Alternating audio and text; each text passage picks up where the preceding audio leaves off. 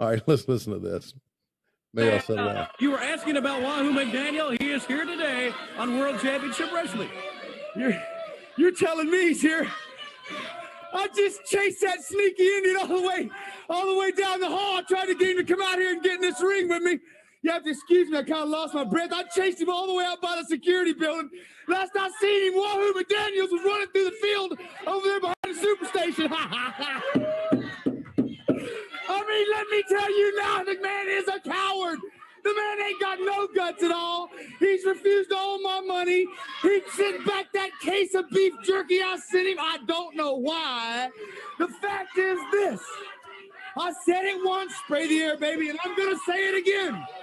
Wahoo McDaniel, you're the biggest coward I ever seen in my life. You know, it don't surprise me, though. It don't surprise me, that sneaky little Indian. He comes sneaking in here. I didn't know he was going to be here today. I done signed a match with another man, and I could have had a chance to sign a match with that sneaky Wahoo. But what happens? He comes sneaking around in here. I don't know if he's going to be out here, Tony. I'm telling you, you might ought to get a substitute Indian, because that Indian's out there in some field picking sand spurs out of his feet. I don't know. The fact is this, I just wish he's here, and I apologize to all my fans. Don't worry, fans. Wahoo McDaniel will be here. We're coming right back. Now, don't worry, fans. Wahoo McDaniel will be right here. I like the term substitute Indian.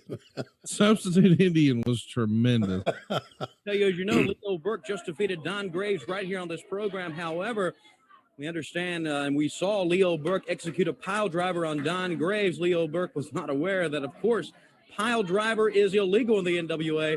And we received a note from the promoters here today that Leo Burke has been disqualified. Don Graves will be the official winner of that match. Congratulations to Don Graves. Okay, exciting action awaits you in the ring.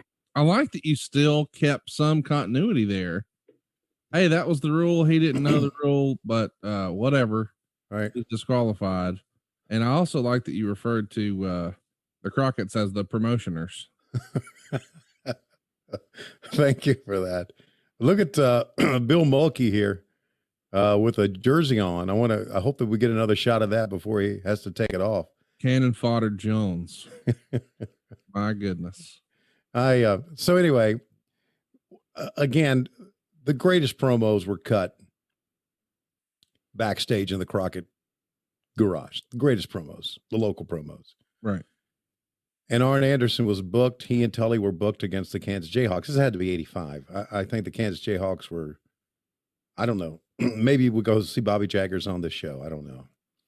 And Arn Anderson says, so we asked Jim Crockett to book us some competitors for these World Tag Team Championships. And they booked us a flapjack wino and a man with a throw rug on his back. That has always gotten you. You've told us that story before, but it still tickles you to this day.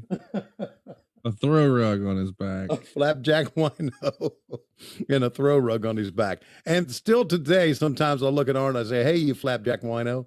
And he has no idea what I'm talking about. No, he's no idea. Forgotten that line. Just how he came up with this shit. How Arn Anderson came up with this. And he still does it today backstage in AEW. He still comes up with shit that just kills us. And it makes no sense. But no, when he says it, it does. Right. We've even joked about it here. Boy, he was grinning like an anteater eating a burrito. What the fuck does that mean? No. Yeah. Yeah. He called me one time. He called me, you swolled up fly by night. What the fuck? That's funny. Yeah. Oh, the humor of Arn Anderson. Just amazing stuff. Amazing. Just amazing.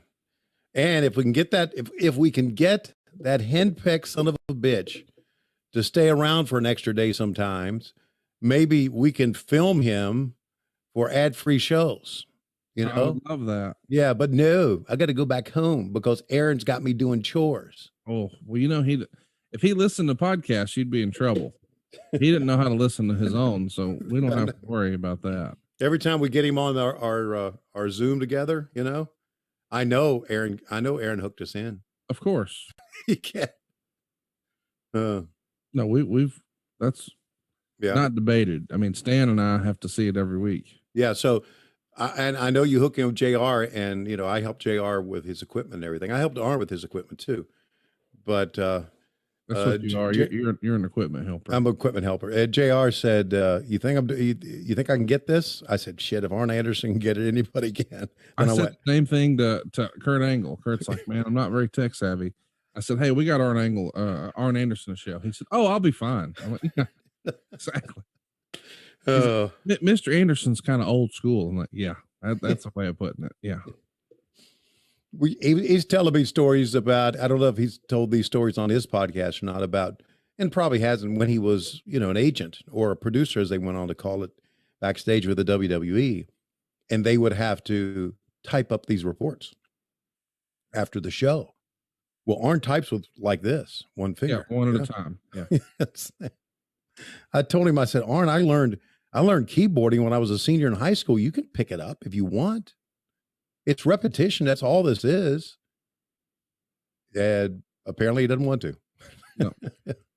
Because anybody, I'm telling you, there's a thought out there that being tech savvy is just for smart guys like me. That's not true. No, it's for anybody who just wants to take the time to learn. Because a lot of times they have their own verbiage. They have their own, you got to learn the words. You tell them, Tony. Yeah, you got to be, if this is called a fernum, then you got to know what a fernum does. And when a guy says, hand me a fernum, you don't want to hand him a snavitz. You want to hand him a fernum. Help me understand. Okay. How come you and Bruce both use fernum schnavitz? I understand it was a thing in the business, but tell me, when did you first hear fernum schnavitz? 1989, Pat Patterson. Okay, there it is. Yeah. Pat used those crazy words. He used Davids, fernum, snavitz. It just, would just substitute those words for any of them. Go out there and get the fernum and come back here, snavitz. And that's where I learned it. So that makes sense. Yeah. I thought it may have been a wide wrestling thing. It was a Pat Patterson thing. Yeah. And maybe when Pat Patterson was wrestling, maybe it was a wide wrestling thing back then. I don't know. But Pat was funny. There's the brain buster, buddy. And there she wrote. Oh, here we go. Answer the Indian. Track it. Here we go. Heard the comments from Wahoo McDaniel. Tony, it's a good thing I didn't come out here and slap his face myself. I mean, really, talking about me like that. I know, Precious. I know. I'm going to take care of him. I can't believe he don't know how to talk about a lady. Obviously, the man has no experience. I mean, everybody in the world can see that. And obviously, he's been eating the wrong kind of food and a whole lot of it. So now I got my work cut out for me now, don't I? Gorgeous Jimmy has conquered a lot of problems in his great and luxurious career. That's right. But this is going to be a problem that's going to take a little bit of work. I'm telling you right now. Do you know, sometimes I think to myself, I get so excited when I walk out here, Tony, because do you realize there's nobody in the world that can defeat Gorgeous Jimmy Garvin? Do you realize that you don't see Rusty or whatever. You don't see that guy that looks like a mouse out here. You don't see the guy with the stolen bird feathers sitting on his head. I don't know where he got those. Those are some, by the way, Wahoo, those are some real, truly bogus-looking feathers, let me tell you, Pally. You need to save your money and invest in some good-looking feathers, because those are some shabby. You must have been fishing or something in them feathers, son. I mean, after all, I don't know if I want to wrestle you, because you just look downright dirty. And after all, everybody knows Gorgeous Jimmy Garvin hates germs. Speaking of germs, that's a big 300-pound germ that I can see we're just going to have to spray the air for that germ there. Let me tell you. The fact is this, have I told you lately? It's not my fault that I'm the greatest wrestler in the world. And it's not my fault that I'm the best looking man that ever walked the face of the earth. But it's going to be my fault when I get hold of that stinking looking Indian. Let's get out of here, baby. Gorgeous Jimmy Garvin with Precious. Don't you go away. We're coming right back. Man, they're loading up the Garvin stuff on this show, are they not? Yeah, they are. Hey, it's Conrad Thompson. Thanks for checking out the podcast here on YouTube. Be sure to hit the subscribe button and the notifications bell so you get a notice anytime we upload some new content. And go save yourself some money right now. If you're in a 30-year loan or you have credit card debt, it's not a matter of if I can save you money. It's a matter of how much. Find out right now for free at SaveWithConrad.com.